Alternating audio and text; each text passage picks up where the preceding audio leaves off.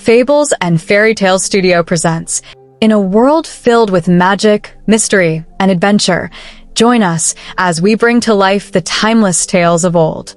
Today, we journey into a land where the power of perseverance and wisdom can change the fate of a kingdom. Welcome to the story of the Iron Stove. The Iron Stove. Once upon a time, there was a king who had 3 sons. When the king grew old and was nearing death, he called his sons to him and said, "I am going to die soon, and you must each go into the world to seek your fortune.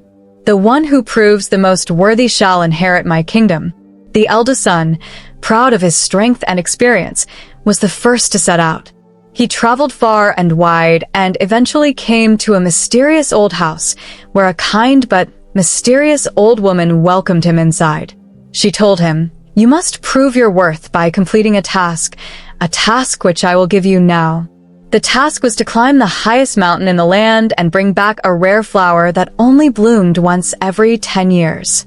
The eldest son, confident that this was a task he could easily accomplish, set off immediately. But the mountain was steep, and the weather grew cold and fierce.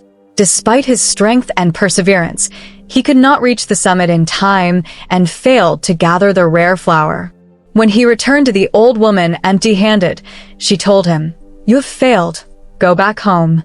Disheartened, the eldest son returned to his father, who scolded him for his failure. Yet, the king gave him no punishment and simply told him, "You must try again, or your fortune shall not be found." The second son, hearing of his brother's failure, grew confident that he could do better. He too set off and arrived at the same old house. The woman gave him a task as well. Similar to the first, he had to capture a fierce beast that had been terrorizing a nearby village. The beast was said to be invincible, with sharp claws and fire in its eyes. The second son, though more resourceful than the first, still struggled. He devised many clever tricks and traps to catch the beast, but it was too strong and too wild. After many days of effort, the beast escaped, and the second son, bruised and defeated, returned to the old woman, who simply said, "You are not yet ready. Go back home." He, too, returned to his father, his confidence shattered. The king spoke little, but his disappointed gaze made it clear that the second son had not earned his fortune. Finally, the youngest son, who was not as skilled or as strong as his brothers, set off on his journey. The thought of failing where his brothers had failed weighed heavily on him, but he still pressed forward. When he reached the old woman's house, she too gave him a task. "You must cross the desert of despair and find the magical tree that grows the fruit of wisdom. Only then will you prove your worth."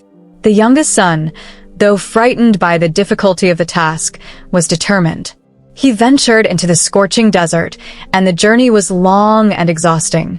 He faced blinding sandstorms, scorching heat, and days of thirst, but he refused to give up. He finally found the tree and plucked the golden fruit, bringing it back to the old woman.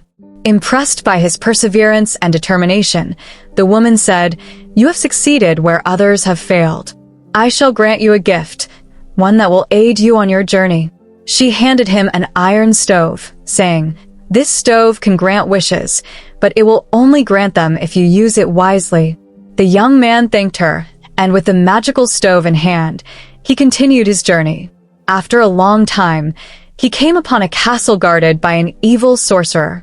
The sorcerer had trapped the princess and was keeping her locked in a tower. The young man knew he would need a powerful weapon to defeat the sorcerer, so he used the stove's magic to summon the strength and skill necessary to battle the sorcerer. With the sorcerer defeated, the young man rescued the princess and took her back to the kingdom.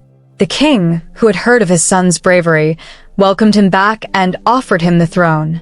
The young man became a wise and just ruler, using the lessons he learned from the tasks he had completed to rule with kindness and fairness. His brothers, who had failed to complete their tasks, returned to the kingdom, and though they were disappointed, they accepted their roles in the court. The young man's kingdom prospered, and he ruled it wisely, ever mindful of the lessons he had learned from his journey. And so, the youngest son, who had once been overlooked and underestimated, became the ruler of the land, his wisdom and perseverance ensuring that the kingdom flourished. Thank you for joining us on this magical adventure at Fables and Fairytales Studio. If you enjoyed this tale, be sure to like, comment, and subscribe to continue exploring the enchanting world of Grimm's fairy tales. Until next time, remember, true wisdom lies not in strength, but in the courage to face challenges with heart and determination. Farewell, and may your story be as timeless as the ones we share.